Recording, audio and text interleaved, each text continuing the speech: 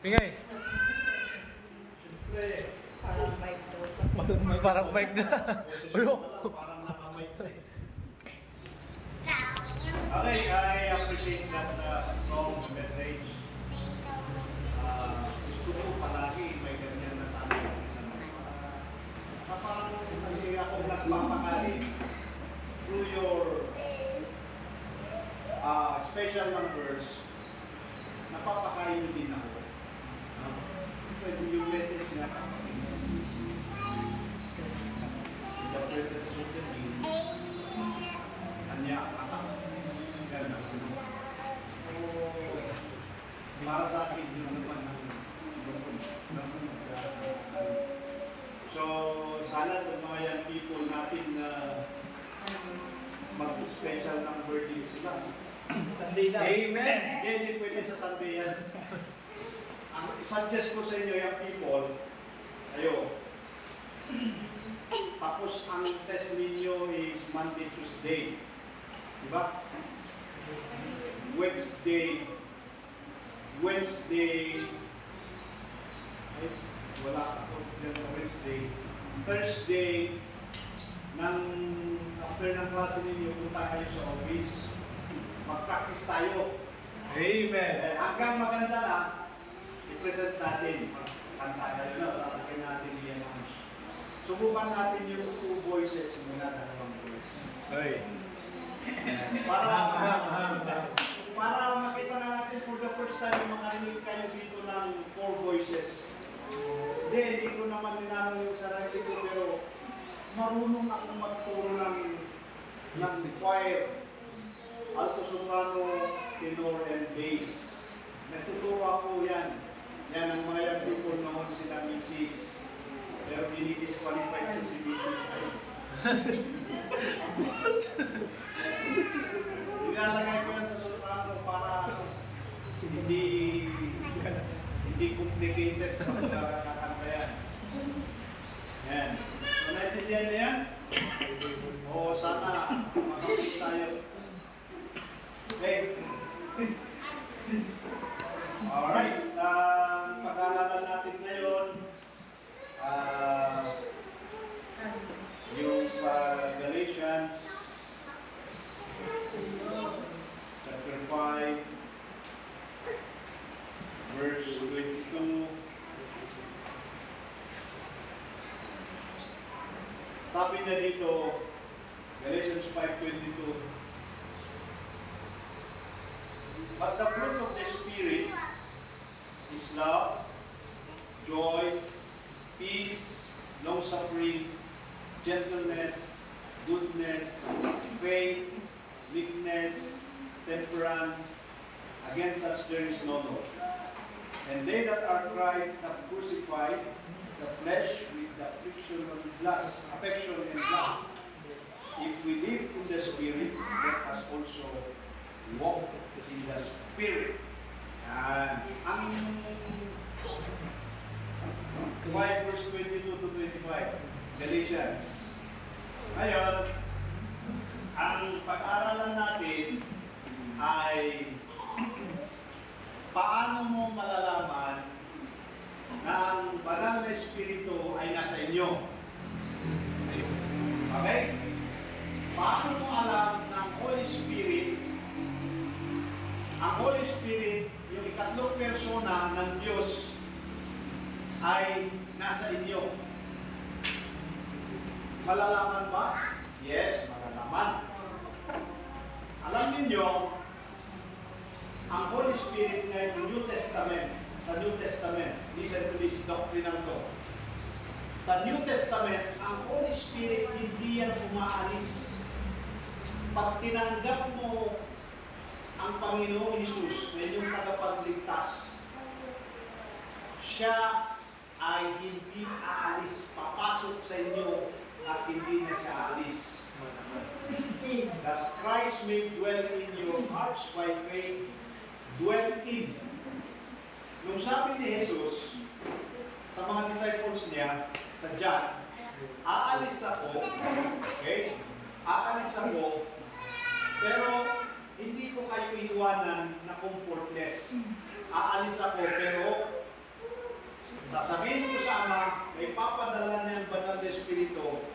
para kahit wala ako, nandyan ang Holy Spirit na siyang makakasama niyo. Yan. Yung salitang nagamit ay dwell in, ibig sabihin, mananahan sa inyo.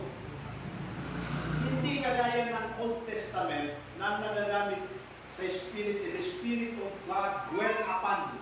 Sabi niya, ang pagkakaiba nung sa dwell in at dwell upon, yung dwell upon, darating yung Espiritu ng Diyos sa tao sa Old Testament, pag nakapag-minister yan, nagawa niya yung ginawa niya, aalis yan.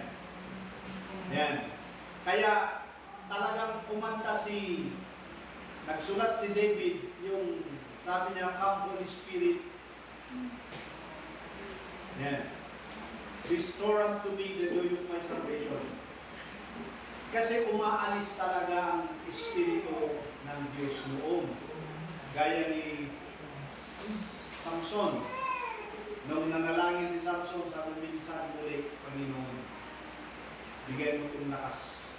And the Spirit of God dwelt upon Samson at tumakas si Samson. Sinira niya yung building niya yan, bubuho, namatay lahat yung mga Palestines doon na tanggal ng mata niya, kasali si Samson na namatay dahil yan ang prayer ng Samson. Last night, so ang gusto kong palabasin doon na ang Holy Spirit, ganyan ang ministry niya ng Old Testament. So may nabago sa New Testament. Ang Spirit ng Diyos, pag tinanggap mo yan ng Panginoon, darating sa iyo at mananahan sa iyo. Kaya ang salita ng dwell in. Yan ang pagkakaiba. Kaya ewan ko sa inyo kung ano ang paniwalaan ninyo, pero yan po ang talagang New Testament teaching about the Holy Spirit. No? Sa pneumatology na subject namin noon, nakita ko naman na totoo yun ng Holy Spirit. Pneuma ay hindi talaga aalis sa tao na tumanggap kay Jesus. Kaya nga, sabi ni John na greater is He that is in you. Mas malakas yung nasa inyo. Ano yung nasa atin na mas malakas daw kaysa yung nandito sa mundo. Yung nandito sa mundo, yan ang espiritu ng diablo, mga demonyo. Pero yung mas malakas daw na nasa atin, yan yung espiritu ng Diyos. Kaya kung ikaw, listen to this, kung ikaw ay talagang nakilala mo si Kristo at naintindihan mo siya, nagsisisyon kang tanggapin at tinanggap ng Panginoon sa iyong pusong tagapagligtas, nandyan na yung Espiritu. Kaya sabi sa Ephesians na ang banal na Espiritu ay nasa atin na, naitatak na sa atin. We are sealed by the Holy Spirit. So hindi yan namubura. Yan. Naitatak sa atin yan. Marka natin. Okay? Yan. Yan ay turo na hindi natin dapat kakalimutan. Okay? Naintindihan nyo na yung Holy Spirit. Ngayon, kung gusto mong malaman, na nasa atin ba ang Holy Spirit? Maganda yan. Ay, sabi ni Paul, search the Spirit. Kung tama yung Spiritong nasa iyo, baka Spiritong marami naman. Kasi yung iba kasi, may mga grupo na tinuturo nila, kailangan nila ng Espiritu, marami. Na yung Spirit of Spirit of the glass. Kwenta niyan. Spirit of laughter, parang tatawa-tawa daw, parang Christian parang tatawa-tawa ka. No. Spirit of richness. Ay, hindi. Ang kailangan natin ng Espiritu ay isa lang. At kung pagkila tayo, anong Spirit yan? That is the Holy Spirit. Ngayon, Alam mo ba, na kung nasa iyo yung Spirit, alam mong anak ka ng Diyos. Alam mong ligtas ka na yan ang tatak mo, no? Passes mo yan, passport yan, papuntang langit. Yung pagtanggap mo kay Jesus, may tatak sa iyo yung Holy Spirit. At yung Holy Spirit na yan, may ginagawa yan. May trabaho yan. Okay, at eto, sa verse 22, ang kanyang ginagawa ay siya ang nagiging dahilan. Siya ang nagdudulot ng pagmamahal. In short, sa madaling salita, pag ikaw ay talagang kumilala sa Panginoon at nasa iyo ang Espiritu ng Diyos, ito ang meron ka, pagmamahal. Meron kang pagmamahal.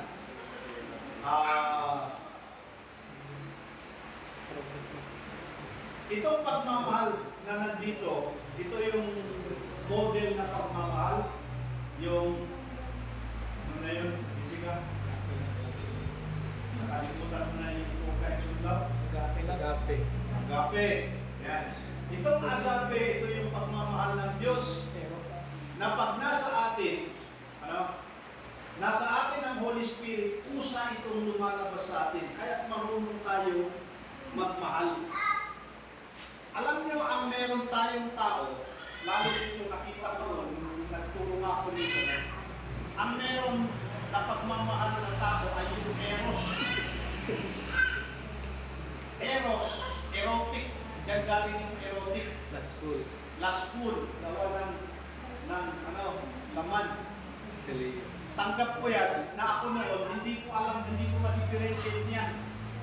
Kaya ako nung kahit ng Kristiyano o bago ako ng Kristiyano, pag nakita-kita ko may yung mga old Christians na nagyayakapan sila, masama yung tingin ko, sabi ko, di man lang kayo nahihiya. Bakit yung ginagawa yan? Masama yan. Opo, nakikita ko yan noon. Hanggang sa, nung ako natuto na nalaman ko patungkol dito sa pagmamahal, doon ko na-classify na sabi ko, ay, apat pala itong klase ng pagmamahal na makita mo sa Bible. Itong agape, God's love, godly love, divine love, phileo, brotherly love, tapos eros, lustful love, tapos yung storge, love between family. Okay? So, kung niyayakap ko yung anak ko, si baby, ano yan, yakap ng yakap yan. Kasi, na-develop niya yung pagmamahal niya sa magulang niya, sa akin, malambing si baby sa akin. Pero hanggang doon lang, malambing. Pero, hindi ba sa malambing mo siya, naglalambing para hindi mo pagalitan. Ayan. Gumagana yung love within the family, yung story na yan. Ngayon, tayo naman, kung natuto ka sa Panginoon at meron ka nitong Holy Spirit, usa na yun. Sa proof ko ako na-train dito, usa na yung kapatid ko may problema, halimbawa, kita nyo sa inyo, alam nyo yan, pag nakasakit kayo na, recover kayo, naging masaya, buti yayahan ko kayo. Why? Dahil masaya ako na ito, nag-recover ka, kung may nakalusutan ka, nakikita ko yung awa ng Diyos, yung pagmamahal ng Diyos sa inyo, nag-bless din ako. And with my joy, ini-embrace ko kayo. No? Yun, kusa yun, malinis. Natanggal na yung dating isip ko na nakita mo na eros yun. Oo. Kaya nga, alam niyo, nung tinuro ko ito sa school, pag sinasabi mo, love noon, ikaw, mahal mo ba siya? Tatanungin mo yung school, mahal mo ba siya? Pag-iingay yung estudyante, kasi ang dumi ng utak, tanim sa kanila na ang love ay eros lang.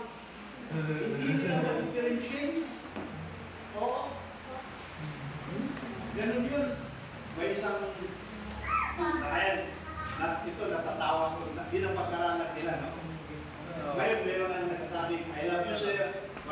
sulat na nila sa sasakyan. Heart tapos share. Kaya, pangit pag hindi pawasingan talaga nila. Sulat nila kung content mo share. Marunong na silang magsalisalita ng ganyan. Dahil ma-define nila yung love. May isang estudyante na nakita ko tomboy.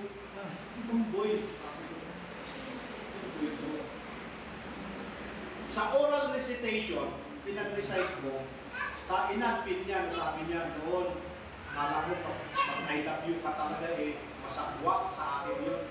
Tapos pag yakapan kayo, May meaning. masama dahil iba ang ano. Pero natutunan ko dito na ganito. Sa tinanong ko, nayayakap ko ba ang magulang ko, sabi niya. Noon, ba't hindi ngayon? Kasi parang nahihiya gano'n. Pero alam niya na kung yakapin niya ay gano'n. Nahihiya, saka siguro, tunggoy-tunggoy siya, may niyakap pa naman mga kaibigan mo naman, sabi niya wala pa. Kali ka dito, pwede ba yakapin kita? Tumayo siya, pumunta sa harap. Makita mo yung masaya yung mukha niya. Sabi niya, yakapin ka na parang ikaw na si tatay ko. Sabi ko, yes, you can think that way. Then I-embrace ko. And after that, ino-observe ko siya. Tapos biniro ko, sabi ko, ngayon ka lang ba nayakap? Sabi niya, oh. Sabi ko, kahit siguro na biniro ko tungkoy. Sabi ko, kung may mga kaibigan na kahit ganyan ka. May kaibigan ka, babae man o lalaki. Kung talagang mahal mo siya bilang kapatid, kaibigan, yakapin mo magkakaliwa. Gusto ko lang sa kanya, isang purpose pa yung ma-neutralize niya yung feeling niya na tumboy, tapos ang yakap-yakapin niya lang mga babae. Dahil feeling niya na lalaki siya Kung matanggal yun sa kanya, kaya mo bang yakapin yung kaibigan ng lalaki. Hanggang pumunta yung dumating yung point na yun pa rin ang lesson namin. Asan dito ang yung kaibigan ng lalaki dito sa basyo. Tinuro niya yung isang Christian ng lalaki doon na sabi niya mabait. Siya mabait siya, kaibigan doon. Buti na lang, Christian yun. Tinanong ko niya, kaya mo bang yakapin siya? Si classmate ko, si Tomboy. Pero hindi ko sinabing Tomboy. Kaya mo ba? Sabi niya, yes sir. Anong klaseng expression ng pag-ibig yan pag mga kaibigan? Ano nga? Kalayo. Kaya mo? Sabi niya, ikaw, sabi ko doon sa Tomboy. Yes sir, kaya ko. Kumayo ka, very great. Andiyan ka pa siya, yung kaya lang naman ko sila, alam nyo doon, pinagalitan mo na. Sabi ko, alam mo, bakit tayo ngayon? Ayaw mo ba itapon sa basura yung basura, utak na yan? Mahilig yung mga student. Sabi ko, ilang topic na natin, eros pa rin yung nasa utak nyo. Kaya kayo, ganyan, nagbubuntis kayo, hindi kayo manatag. Kaya naman nagbubuntis kasi hinawakan ka, eros agad, iyakap ka, eros agad. Kaya lahat ng puntahan na lang, puro na lang buntis. Yan ang problema natin dito. Kaya ako mapahilig sila na.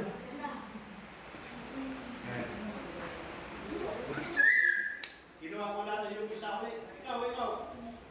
Kaibigan tayo din. Kaibigan sir. Talaga kaibigan mo? Yes sir. Pwede mo paramdam sa kanya na mahal mo siya kaibigan? Yes sir. O, nagyakapan sila, wala na. Nahimik na sila. Grabe. Yan. Brother, you know what? Okay, sabihin ko si Jessica, there was a very first time bakasyon yung nakita ko sa Paringgian. Naalala ko to, sabi ko, ito yung matalong nakita. Sigurati ko noon ng Isaiah. So, nagkita kami sa market. Sabi ko, ay, kung sa tumakbo siya. Tapos tumakap. Mapil ko yung yakan yung father. Parang tatay niya ko. Yung sa yakan ko na yun. Kaya tinapit-tabi ko na lang. Nagkita ka na. Sabi ko na. Matiin ko palang sir. Tanungin ko sana. Bakit late kang mag-enroll? Yung problema mo na late kang mag-enroll. Pero, okay, sige, punta ka ng mag-enroll. Kasi ba alam niyo, pag natuto tayo niyan, alam natin yung pagmamahal ng Diyos, nagagawa natin pagmahal sa Diyos at sa kapwa natin tao. Amen. O, di ba? Alam niyo, naka-ano ako eh. Pero alam niyo ba, ito yung pagmamahal na nag-glorify ang Panginoon. Kaya ito din yung gusto kong asalin ng pinag-prepare natin na ito, matanggal itong klaseng pamimili. Kita niyo ginawa ng Diablo. Salitang pagmamahal dahil sa pagmamahal ng Diyos, pinatawad niya tayo, binigay niyang kaligtasan natin. Nandiyan naman ang Diablo. Sinisira niya itong pagmamahal na yan. Ano? Kaya ang nangyayari, very cautious ka na. O, kahit mga nagsasabi ng mga Christians, basta ibang kwan, hindi ko kapisan, hindi ko alam. Magyayakap yan. Medyo ano ako. Kasi hindi ko alam kung alam niya yung unless merong nangyari sa one time sa akin, alam ko din dahil nasaktan ako sa nangyari sa nakaraan na sabi ko, tinuruan ko kayo ng maayos tapos pagdating ng araw, ganyan pala ang magiging asal ninyo, hindi kayo marunong. Nakita kami, nandun si pati sa bahay, si Mrs. nandito ako. Dumating siya, nakita niya. Ay, Pastor! Pumunta kayo! Di ba yung dati ko, tumakbo siya? Kayakap. Sabi ko, napatawag ko itong tao, pero ayaw ko may balik yung dati dahil ay, Pastor! Ano kayang feeling ko na tinanong mo si Mrs. Ay, Pastor! Tapos umatras ako, ginanyan ko yung kamay para mag-shake hands na lang kami. Hindi ako hipokrito.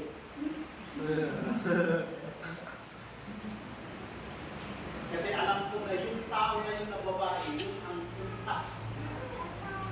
Hindi magalitan. Ganun na boss na sira ng church.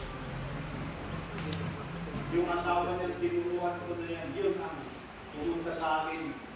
So, kita ko na malumaluwa, na-realize nila yung pagkakamali nila. Iyakap ko yun, pero sabi ko, kapatid, mahal kita, kapatid kita, katrabaho ka rin kita, pero sorry, hindi mo naasahan na may balik yung dati na closeness natin. Pero tayo pa rin sa Panginoon. Sinabi ko, wala sa pili. Ramdam niya. Hindi ka nanindigan sa tapos. Hindi ka nanindigan. Yung misis niya, yung pangalawang beses, parang gusto niya muli gawin, pero alam niya na siguro sabi ni minister niya, na ano ako kasi nakita niya, pero yung pagmamahal ng Diyos na yan nandiyan, pero yung expression niya, yung lang medyo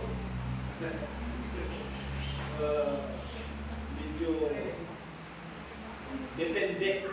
Pero ang pinakamaganda, kung pinatawad mo, Hindi ko man talagang siguro, ewan mo, panalangin ko pa siguro sa akin dahil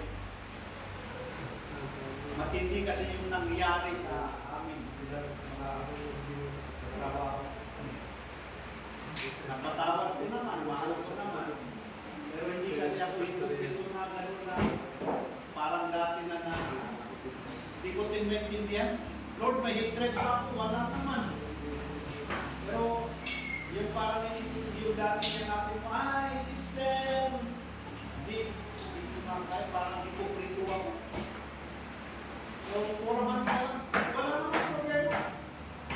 Fellowship na tayo, usap tayo, pero wala naman. Tuloy, ang labas niya parang ate-ate lang. Kasi ako, pag biyahan ko ang isa, talagang pagmamahal ko sa kanya yun. Sa Panginoon, dati. Amen. Sana, talo niyo ako doon na parte. Confess ko yun. Ganun ako nasaktan sa nangyari lang. Ilang taon na yun, nakalipas. Maraming taon yun. 8 years. 8 years na. Yung last na pumunta kami doon, talagang kahit sabihin ko, wala na, patawag kita, pero, no? Ganun. Pero alam ko na meron ako ng pagmamahal na Diyos. Meron ka niya, pagmamahal. No? Kaya nga gusto kong makita sa inyo naman dito sa church. Sana, kung talagang Kristiyano tayo na dito, tunay na Kristiyano, makikita sana yung pagmamahal natin sa isa't isa. Amen.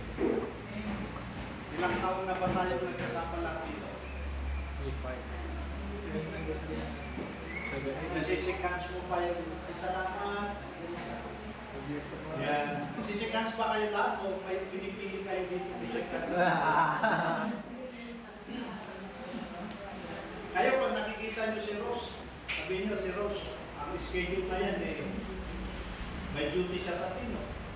Wala siya sa Sunday. Pag susunod na Sunday, day off na, nandito, kayo nandito sa church. Sa next, duty na naman. Pag wala dito, sa susunod dito. Pero ba nakakagawa sa inyo, ay, Mr. Rose, salamat at kahit nalaman kung may slide yun, mukhang din, nakandito ka, namimiss kita, biyayakap yung kanya. Meron bang nagsasabi? Wala. Pag ganyan, wala. OA pag ganun, no? OA? OA kayo. Dito na lang may pagganyan yung kapatid ninyo. Yung kapatid ninyo, hindi nyo alam kung anong problema niya. Kanya.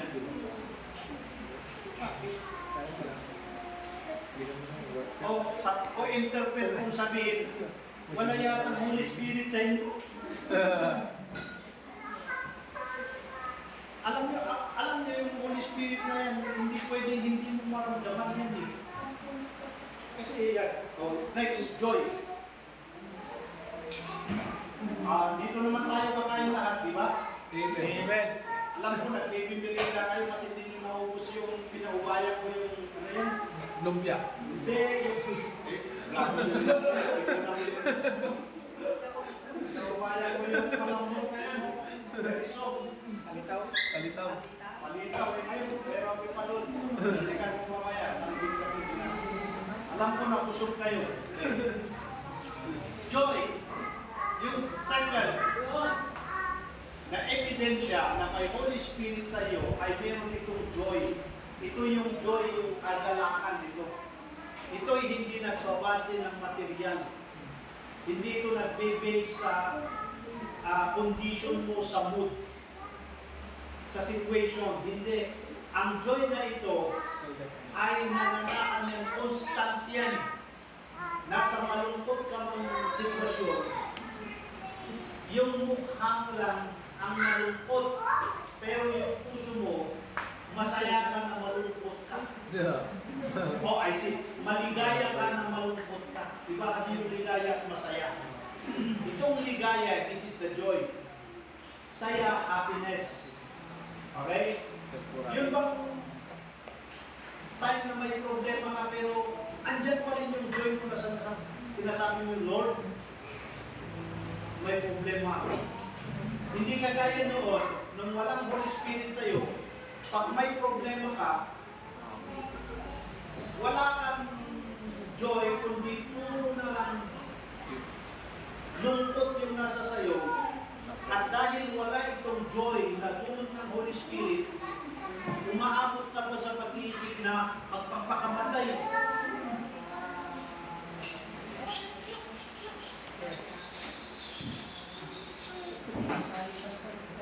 Alam nyo, ito, pakinggan nyo. Ang isang Kristiyano, walang hindi kaya ng problema na dumarating sa buhay. Sabi naman ng Bible, ang Diyos hindi kanya bigyan ng problema na hindi mo kaya. Alam niya yung limit mo. Alam niyo kung bakit tayo hindi dapat ma-depress. Alam niyo yung depression? Pag dumating ang depression sa tao, yan na yung hindi na siya makakain, saka iisip na sa problema niya, o kaya ay ma-stress siya dahil sa problema niya na yan. Kung hindi kakain, kain siya ng kain. Kung hindi naman kain ng kain, matutulog na, ayaw niyang gumising. Kung hindi masyadong matutulog, ano? Wala, nawawala siya sa tamang parang na-discourage na reels na trade sa kanyang daan. Alam nyo, kung tayong Kristiyano ay meron talagang Holy Spirit na pinanggal natin. Hindi ka tayo aabot doon sa depression dahil kahit ganun ang problema, alam mo na may Diyos at nandyan pa rin yung galak mo. Sabi ko, salamat, binigyan mo ako ng ganitong problema pero alam ko susunod mo din ito. Alam niyo kung minsan ang problema ang dumarating sa atin, kaya hindi dapat tayo mag-usap. Pag dumating ang problema sa iyo, may gusto lang iparamdam at ipaalam ang Diyos sa inyo. Pag nakayanan mo yung problema na yan, makikita mo na ang Diyos hindi nagpapabaya sa iyo. Pag nakayanan mo yung problema na yan, ipapaalam ng Diyos na hindi ka nagkamali, na nung time na may problema ka, dumulog ka sa Kanya. Yan, maramdaman mo yung presensya ng Diyos at makikita mo yung galak na ikaw ay isang Kristiyano na hindi dapat naliligtas. Kaya kung ang Kristiyano ay walang Holy Spirit sa kanya, talagang ang problema mabigat na mabigat, hindi niya kaya niya. Kaya may mga nagpapakamatay. Sabi ko ng lately, dahil sa mga reaction nila doon sa test na tinanong ko doon sa school, ano na ba, nabanggit ko tuloy sa kanila, sabi ko, nasabi ko na yan ito, ang taong nagpapakamatay dahil lang sa relasyon na, ano dyan, nabigo, ay nasaktan sa relasyon, at nagpakamatay, alam niyo tawag sa tao yan, po yan.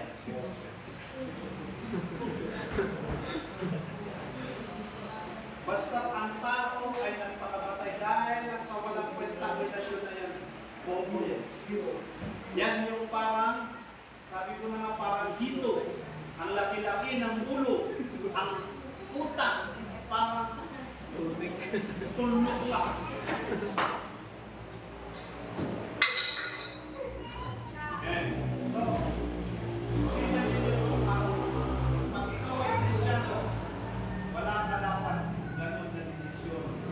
Dahil alam mo na andyan ang Diyos sa iyo at mayroon siya lang ituro sa iyo. Okay? And peace.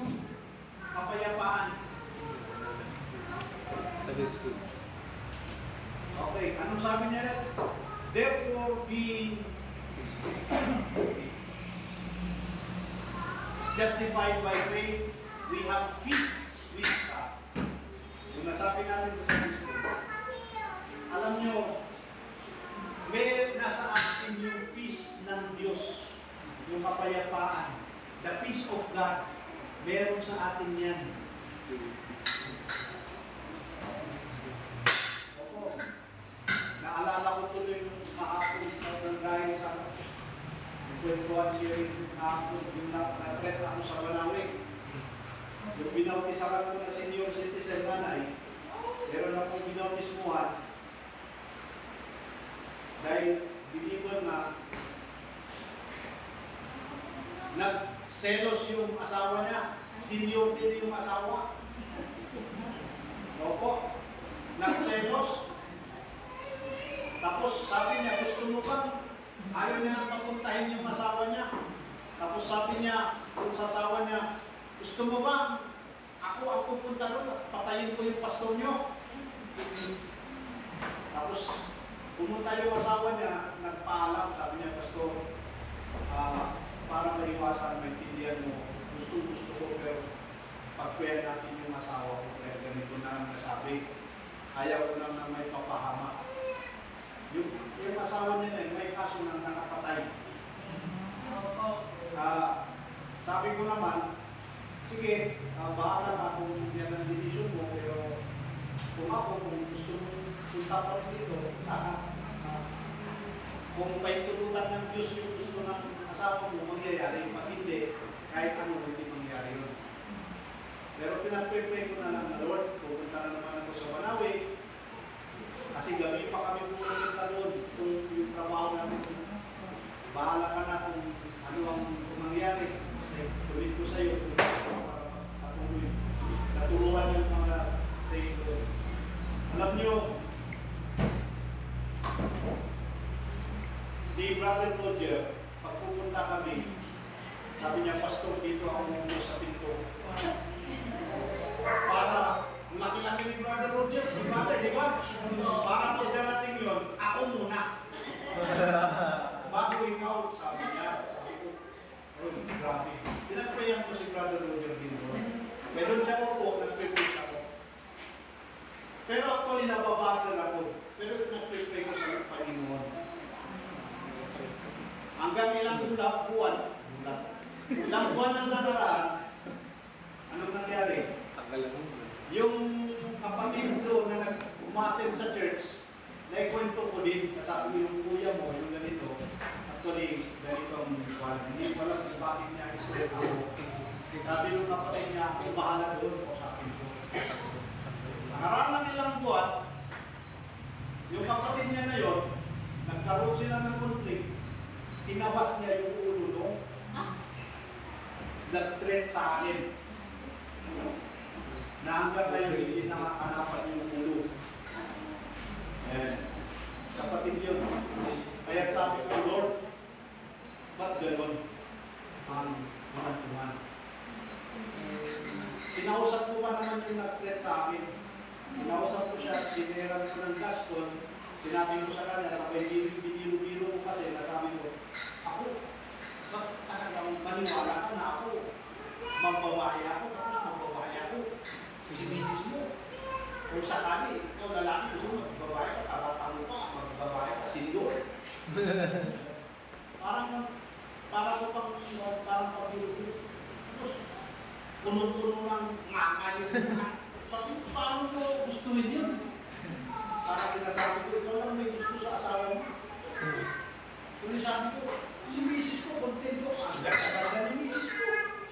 Bakit pa ako maghanap? Pero, nung itakli niya na, sinabihan ko na siya sa iyo, pinasapaan ko.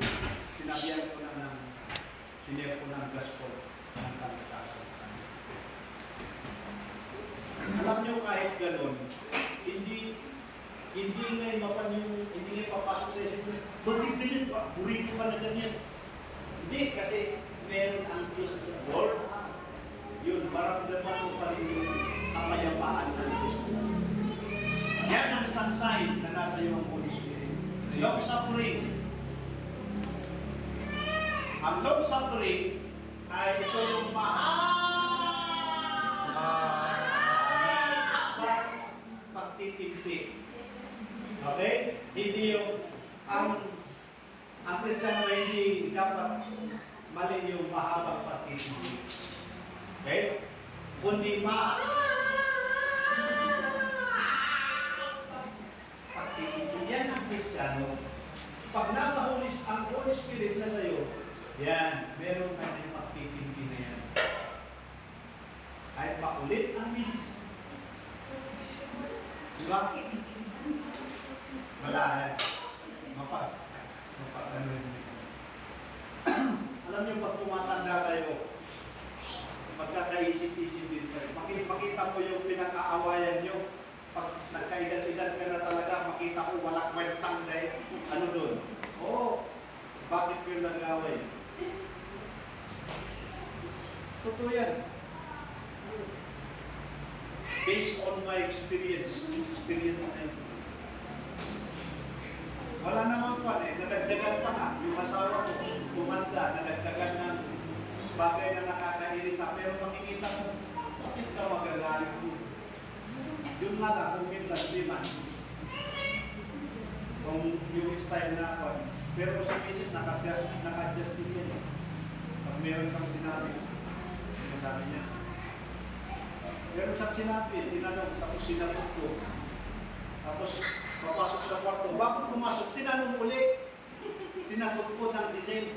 Tapos pumasok sa loob, narinig ko, sinasabi niya yun. Tapos paglabas niya, tatanungin niya uli ako. Kaya, medyo, tignan ko na siya na medyo mataas yung boses. Tapos di ba sinagot ko na? Di ba kanina nung pagpunta ka, sinagot ko, tapos umalis ka, sinagot ko, tapos bumalik ka. Yan, tatanungin ulit.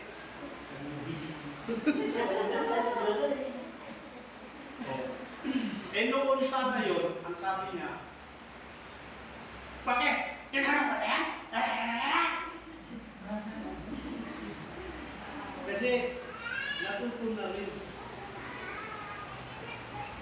Pasensya, nakalimutan. Hindi na, wala na yung pride na manindigan, pagtanggol ang sarili.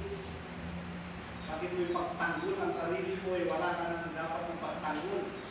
Pero gusto mo lang yata makipag-away.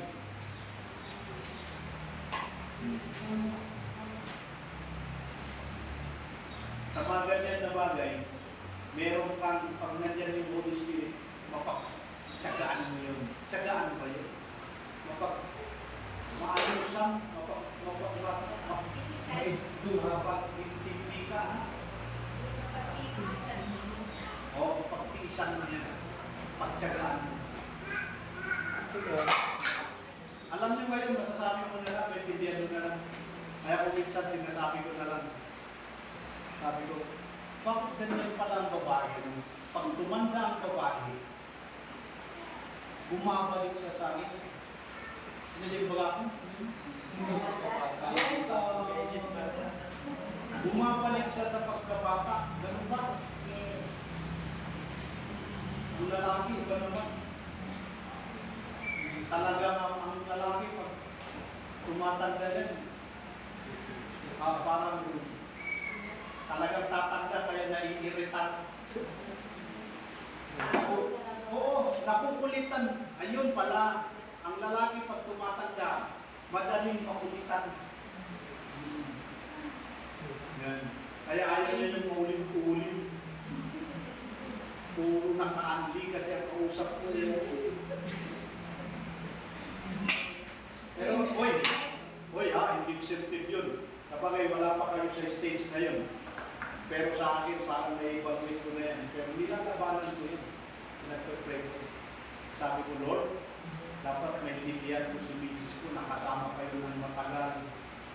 Nag-teach din yan sa akin, nagtsaga din yan sa akin. Tapos ngayon, ganito pa rin ay, hindi naman na dapat may titiyan ko lang siya. Ganito.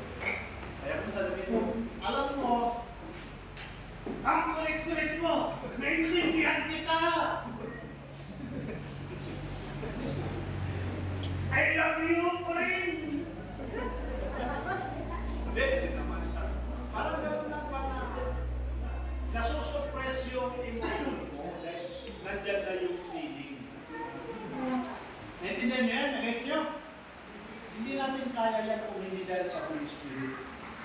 gentleness. Yan, maging malumanay na natin.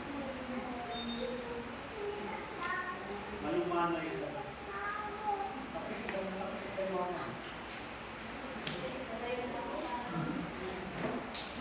Yan, medyo maayos ka na sa lahat ng bagay kaya mo na dati-dati palaban ka.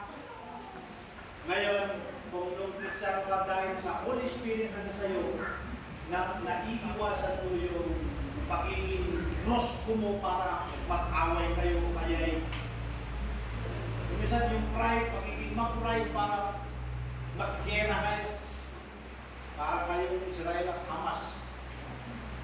Ganon. Dahil sa Holy Spirit, wala na, bumababa na yung nagiging ano yun? Hindi yung ano naman? Ang kulit-kulit po. Kung minsan ako naman, alam ko na paulit-ulit, hindi na lang ako sasagot. Alam na ng misis yan. Pag hindi na ako sasagot, alam na ng misis. Naulit na siguro yun. Pero ewan ko kung sa kanya kung irinig ko niya. Pakita niya, wala pa kayo doon, malapit na kayo. Si Rose, malapit na. Ilang taon na lang. Okay. Goodness. Goodness. Lana. Siguro ikat natin dito yung message natin. Ano? Kasi baka mapupunta tayo maingay yung dyan. Magpuluhan yung tenga. So, ito muna ang makita nating sign. O kaya, tingnan nyo sa verse 22, 23, goodness, faith, ano yan? Gentleness, self-control. Yan ang mga bunga ng banal na espiritu ay meron sa atin. Ang tanong, meron tayo ba niyan? Meron ba na? Ilan? Lahat ba yan? Dalawa. Alin yung dalawa dyan? Yung lang one. Yung suffering. ang meron lang sa akin dyan ay yung spirit at fruit. Wala yung love, joy, peace, long suffering. Wala.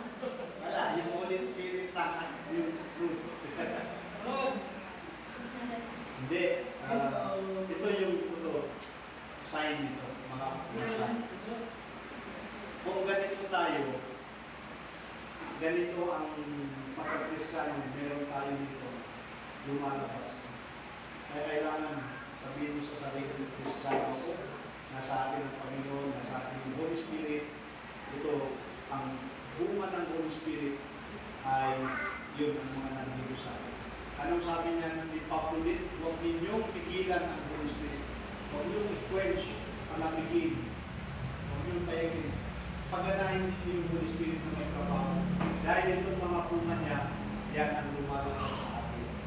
Anong mangyayari? Kahit maraming batas-batas, walang problema ang pulis at mga ano sa atin dahil meron tayo na dito. Ang problema, ang maproblema tayo kay Presidente. Tayo ang problema. Politicize yung message. Dahil meron tayo Presidente. Ay nako. Hanggang kailangan na lang tayo, pero nung dapat Kristiyano, kailangan hindi tayo maguluhan. Ano mang nangyayaring magulo sa paligid. Dahil we have that peace of mind. Okay? At lahat-lahat na ito. Tandaan nyo yung Galatians na yan. Okay? Chapter 5, verse 20. Okay? Yun lang po. Kuya.